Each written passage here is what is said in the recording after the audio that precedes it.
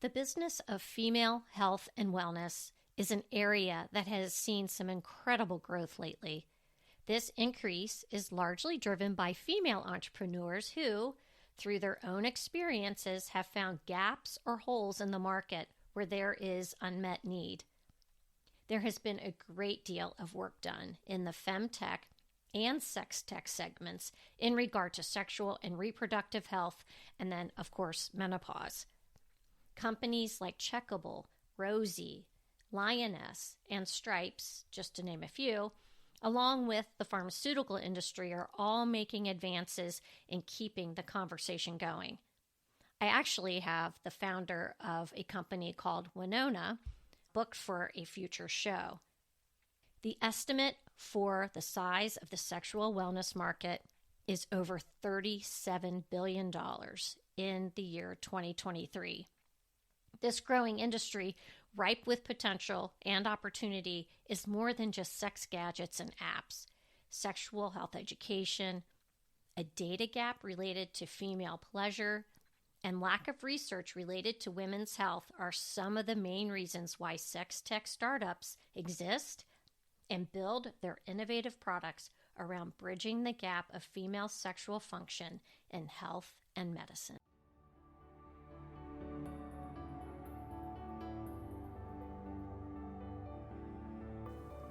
Health, wellness, career, relationships, and everything in between.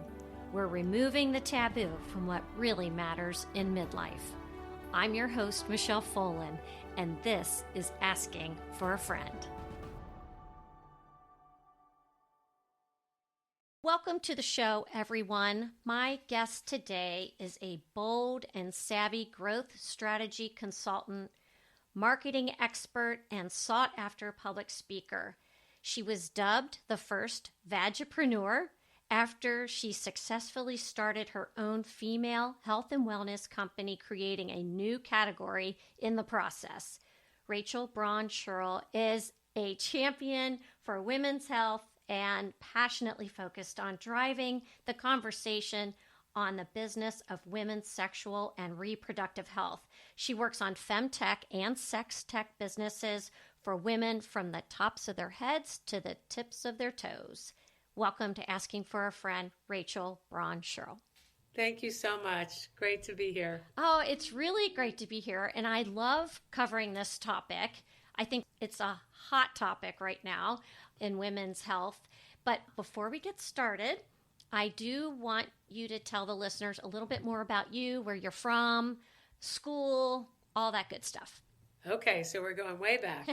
Yeah. I've spent most of my career building brands and businesses. Going way back, I was born in Detroit, which people always laugh at because I'm very Northeast in my temperament and my demeanor. People don't even believe that I was born in the Midwest.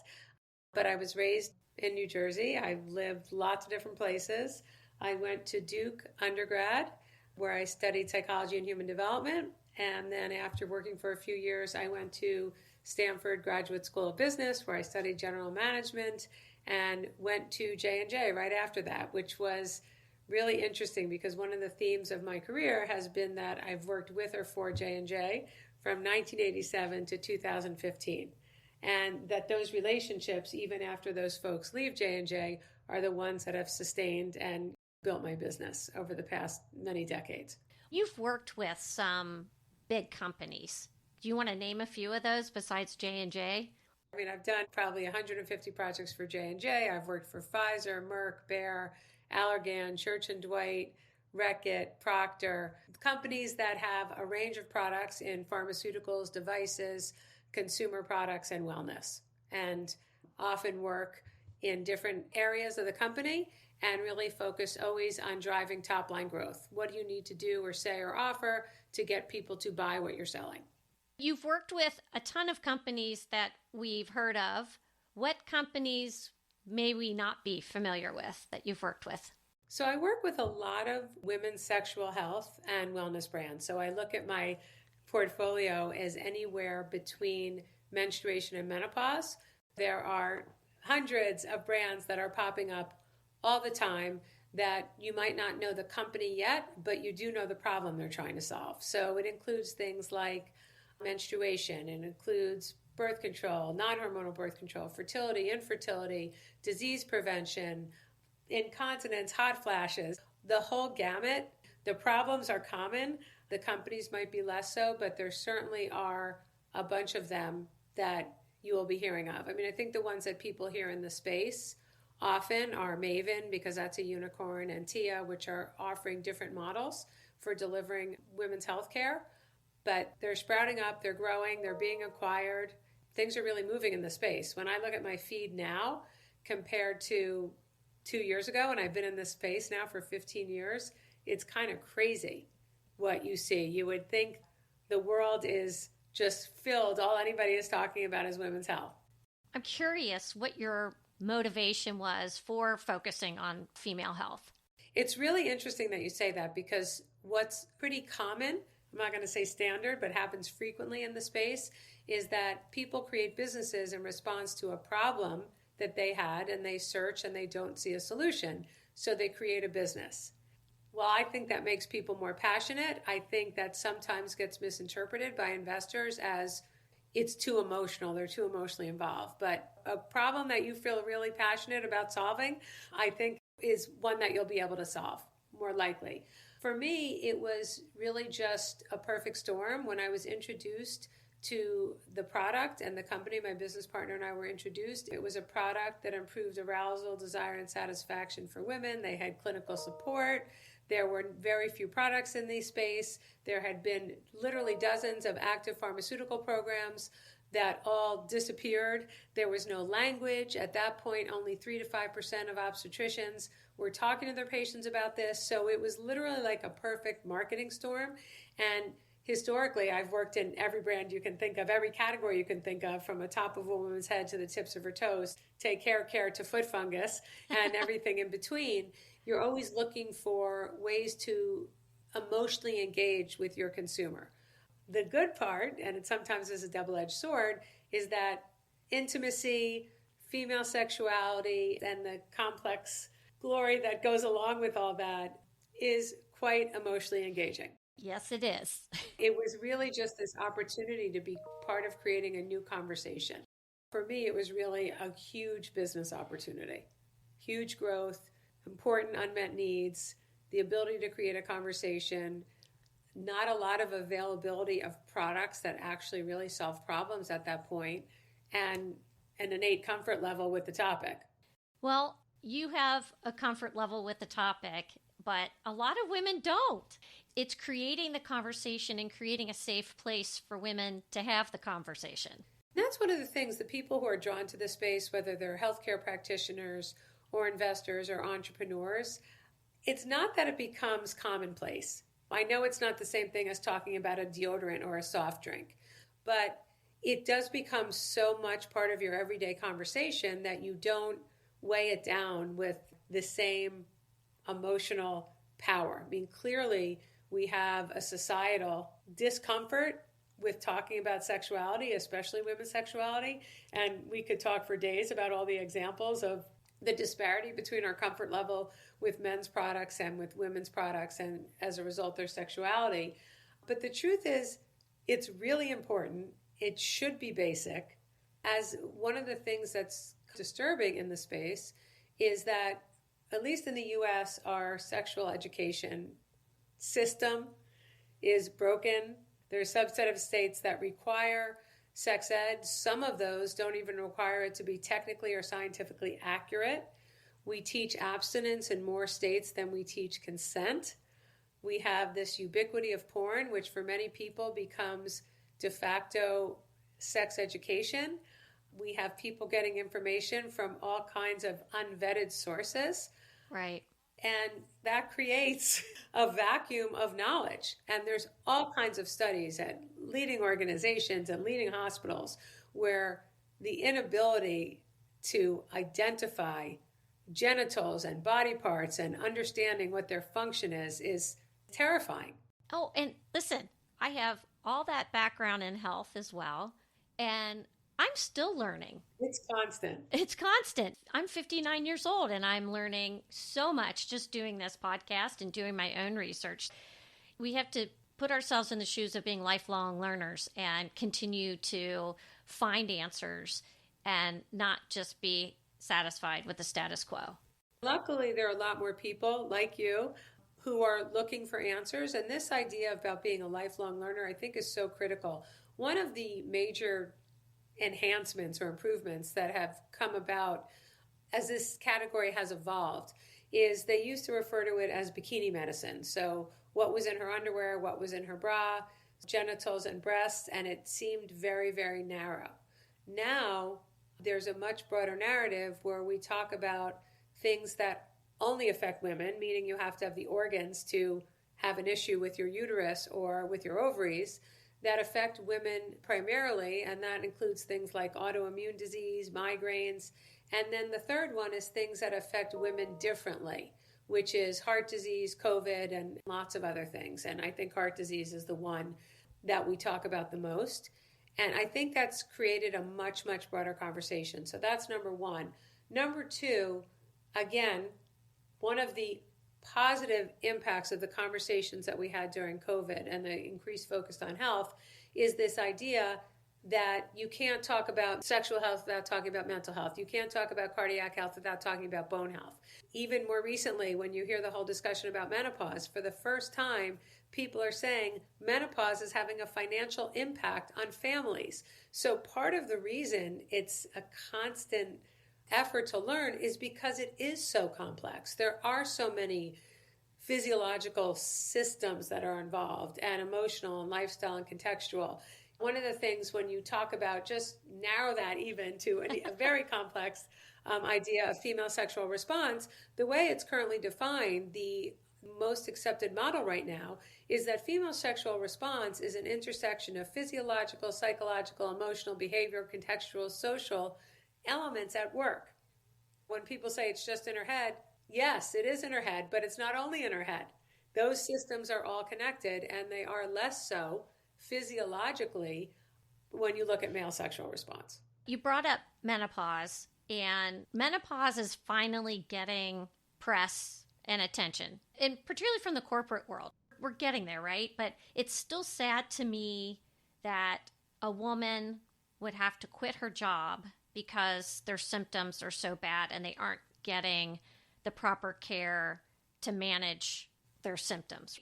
And I think it starts even earlier. I think there are 34 symptoms, whatever number you believe, but at least 34 symptoms of menopause. And one of the biggest challenges is not knowing that the symptoms are related to menopause. I don't think the model is people sitting around saying, wow, I'm in menopause, this is really unbearable. But they start to have symptoms, whether it's hot flashes and embarrassing moments when you're presenting at a meeting, or it's sleeplessness caused by hot flashes so you don't feel like you're on your A game, or increased anxiety or brain fog. I think women start to experience those things, and only now do we have a construct to put those symptoms together and start to talk about them in the context of menopause. I believe that where we are with menopause is where we were with fertility and family planning and egg freezing 25 years ago. It was, in my mind, an economic decision that drove companies' desire to offer those benefits. They were seeing some of their best and brightest leave and not come back because of, we could talk about all societal reasons why it's hard to work when you have young children at any point if you're the primary caregiver and breadwinner. I think that with this growing awareness, that's what we're starting to see. Why would you want to lose this part of your workforce that in theory has so much wisdom, so much experience, so much intellectual capital to offer? I'm okay if it's driven by economics, because sometimes that's the way to get people to act. I'm not naive enough to believe that this is because we're all raising our hands and running into the streets saying it's time to do right by women. I think it's much more, and this happens, and this is how great change happens, when people realize that they're losing talent and it's costing them money in productivity, in lost work days, in turnover, in recruiting costs. And one of the other things that's happened, and part of this is driven by many of the startups in the space, is that you're connecting the cost of care to things beyond what it costs to go to the emergency room and what it costs to see a doctor. There's so many other facets and facts that go along with the cost of what that looks like. What have you seen change in the last 10 years in regard to the focus on women's sexual health and wellness? I mean, what still needs to happen? Well, that's such a big question, and there's so much that has changed and so much that still needs to happen. One of the talks that I give is called In a Hot Flash, Women's Health and Overnight Sensation Centuries in the Making. What we've seen over the last 10 or 15 years is really a confluence of factors. We see more women with money who have capital to invest and make their lives better. We see more celebrities talking about this, about women's health, especially as they get older. We see more businesses caring about this, as we were talking about a couple of minutes ago. We know that women are the primary decision makers and often called the chief medical officer. There's economic and social and societal and financial factors that are all coming for us to have this moment. It wasn't as if someone woke up and said, wow, menopause is important. 1.1 billion women will be in menopause in 2025, and yet once a week, if not more, we're in a position of describing how big this opportunity is. And it's not just in menopause. There are many, many other things. I also think there was some benefit or moving forward during COVID, and let me clarify what I mean. During COVID, when people were in lockdown, we started having conversations that we didn't have before. You start hearing people talking about sex toys and self-pleasure. Take the city of New York. Their guidance during COVID was you are your safest sex partner. Never in the history of, forget about New York, but I think the United States has a city come out with that kind of guidance. And we started having these conversations, and people are concerned about not only COVID, but other things that are sexually transmitted. All those things. And I think the other piece during COVID, we saw that women fared much better during COVID, and there was a lot of research around that, and I mean physically from a deaths per thousand perspective. Cynical or not, I think when it's affecting men in greater percentages, there is more attention. Yeah. And women are also now really putting their money where their mouth is. Even the biggest female-focused funds are small compared to the average VC fund, but there are tons of angels. There are tons of women who are at stages of their career where they've built networks. We know that women get less than 2% of the venture capital, and depending on the number you believe, they control somewhere in the teens in terms of the percentage of decision makers at venture capital funds. I think the whole model has turned upside down, but it's really, like most things in women's health, it's a confluence of factors. It's not a linear equation when you talk about women's health. I interviewed Patty Post recently, and I think I even told her to reach out to you because I thought you two would be a great connection. But she's a female founder and entrepreneur in the home testing and sexual wellness space.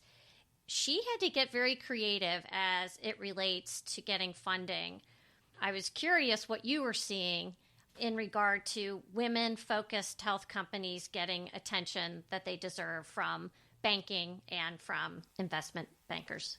It's a long haul. The first thing someone told me when I started raising money and building a business, it wasn't for the faint of heart. I think that's true.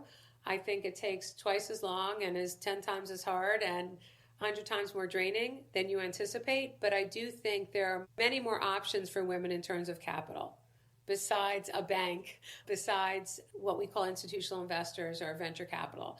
There are angel networks, there are individual folks, there are family offices, there are people who are affiliated with different universities where they want to invest back in people who are connected to the school, either as parents of students or former students themselves.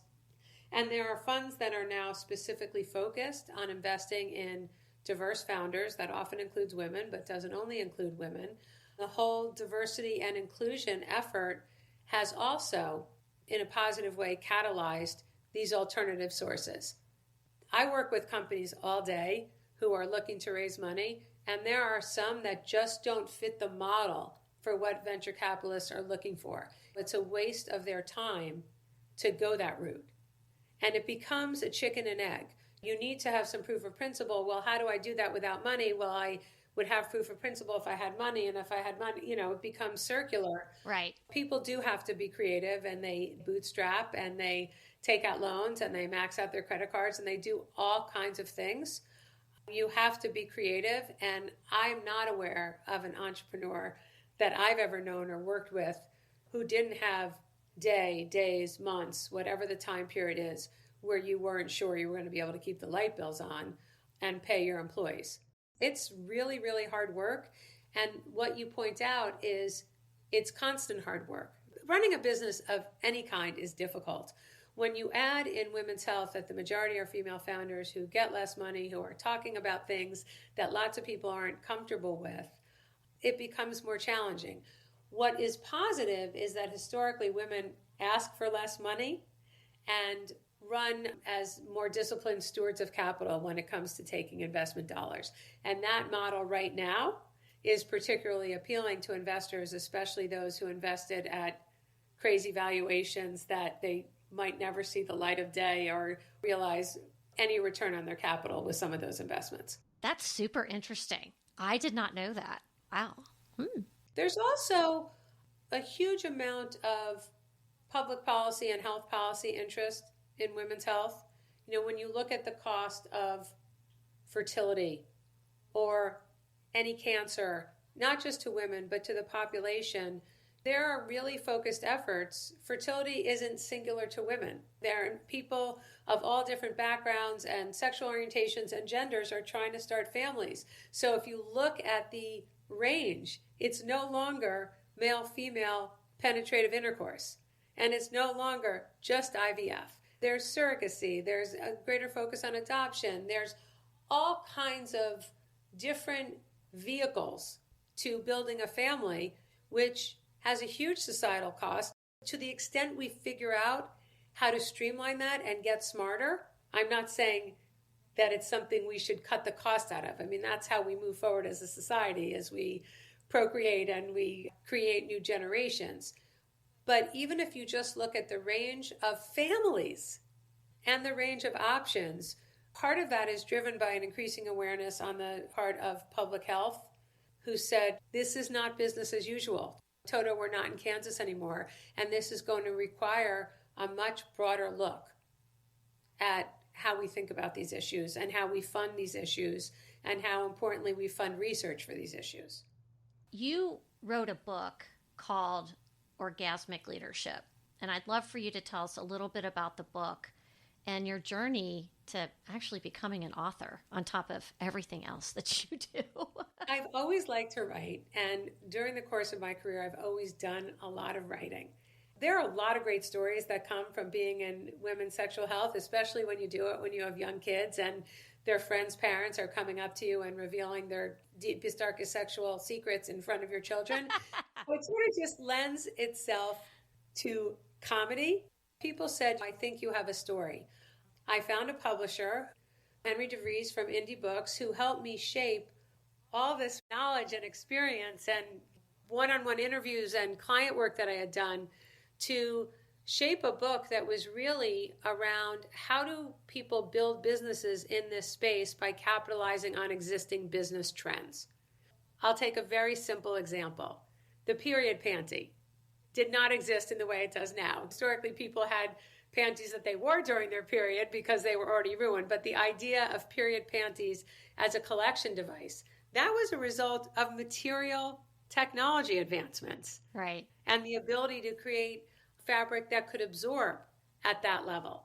That's technology. The ability to customize what size tampons you wanted in your box and what combination of products. That wasn't available at that level of specificity on a shelf. But with e-commerce and the ability to customize and personalize, we were able to order a lot more of what we wanted. Really, the book, I interviewed over 36 academics, entrepreneurs, investors, healthcare practitioners about what they were doing and seeing to build their businesses in the context of what was going on in the world. I met amazing, amazing people. Hopefully it's better smart than lucky, but the majority of the companies that I profiled 6 years later are still in business and growing and making changes and are leaders in the space, I'd say it's a very expensive, time-consuming business card. So it wasn't as if I necessarily knew more after I wrote the book, but packaged in that way, it gives you credibility. And that led to more speaking, and it became somewhat of a self-fulfilling prophecy. Oh, that's really neat. A lot of people do just the opposite. They write the book later, but it was your calling card. For me, I never fantasized about being a full-time speaker or an author. For me, what makes that interesting is the work that I do that informs that learning. And one of the other pieces that I'll mention is I started doing a tremendous amount of speaking in my first business in this space because we faced a business issue, which is we went to 100 outlets, media outlets, online, cable, network, radio, and 95 said no. We said, well, if we can't buy media, we're going to earn it.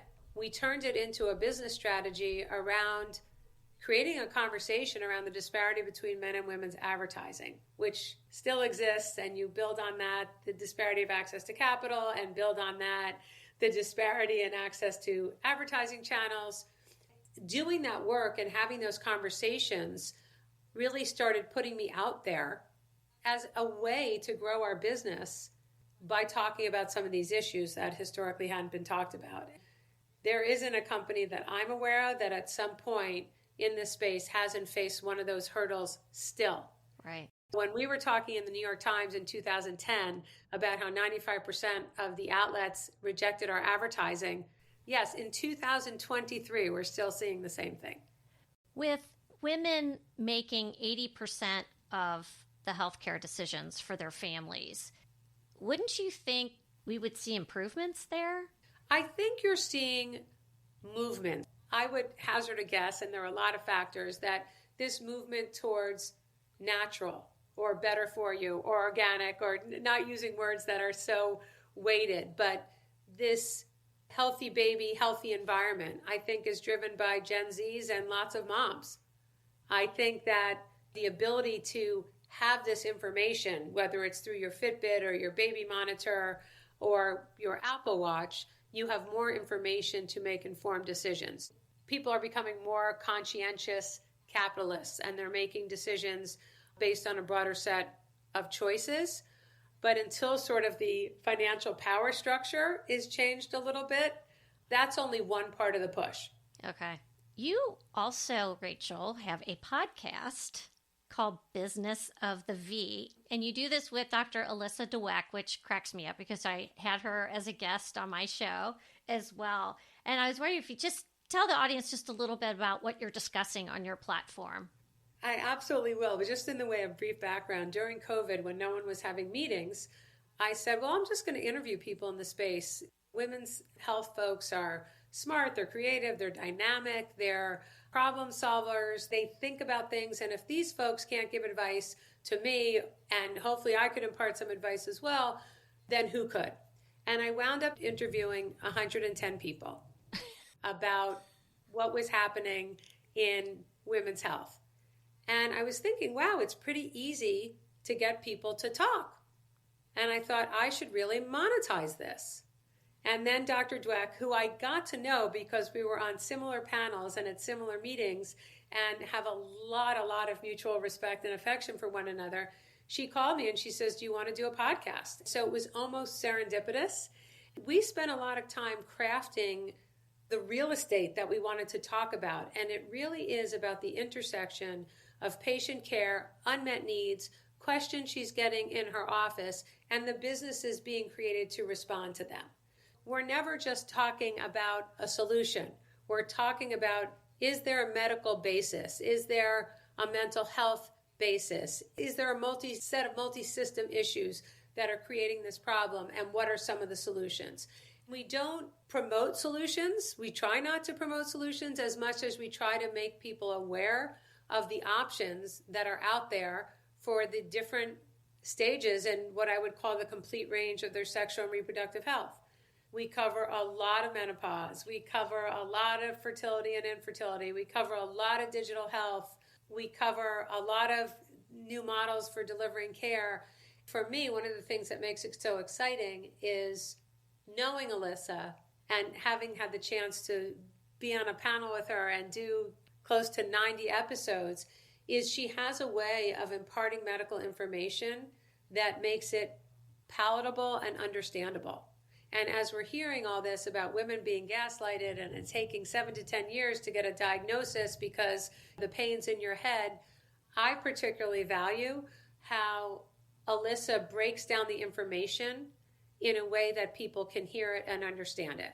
And they're not being talked down to, they're being spoken to and in a conversation with. One of our key objectives for the podcast was really to make it accessible.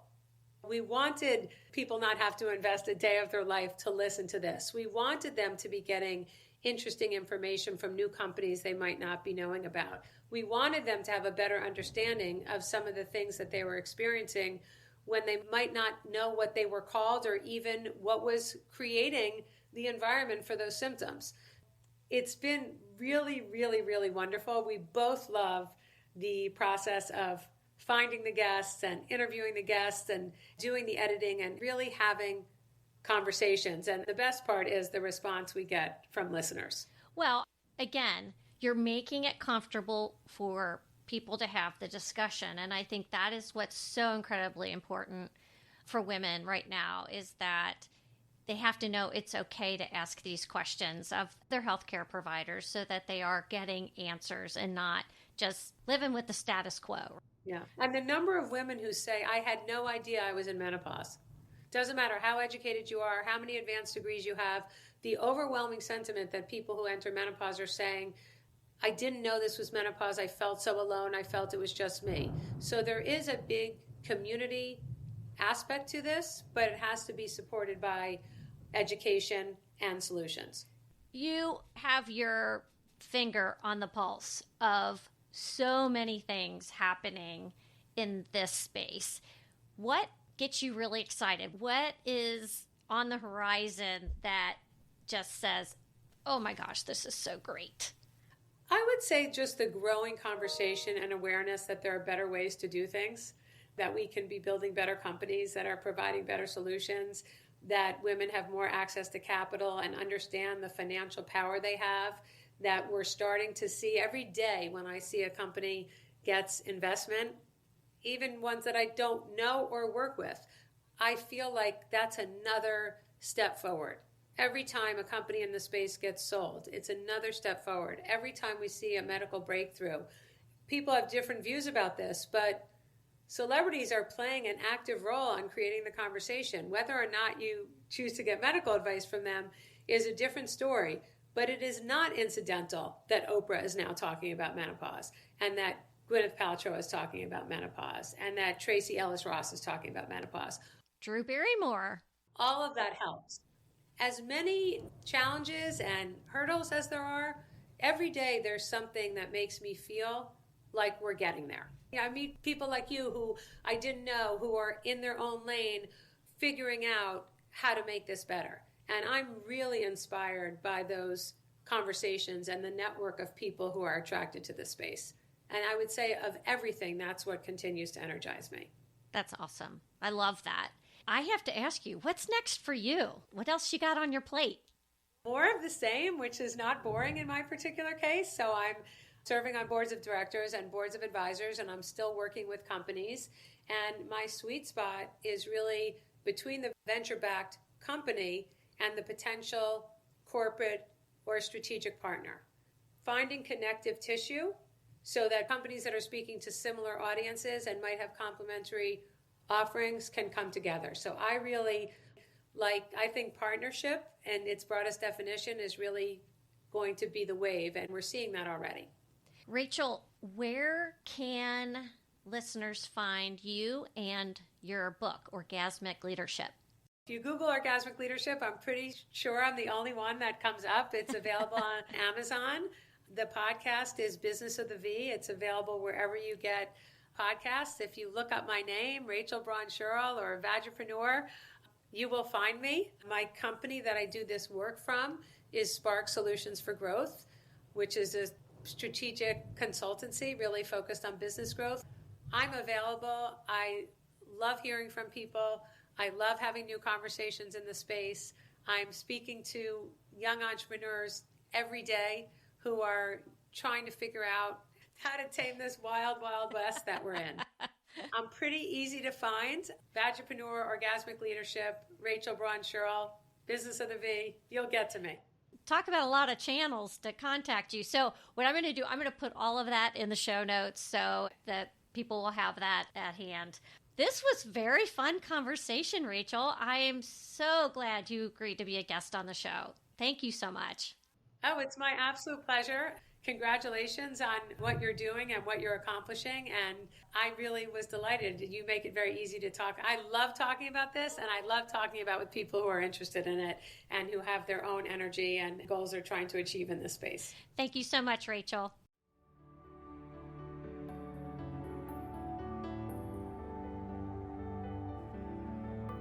Follow Asking for a Friend on social media outlets and provide a review and share this show wherever you get your podcasts. Reviews and sharing help us grow.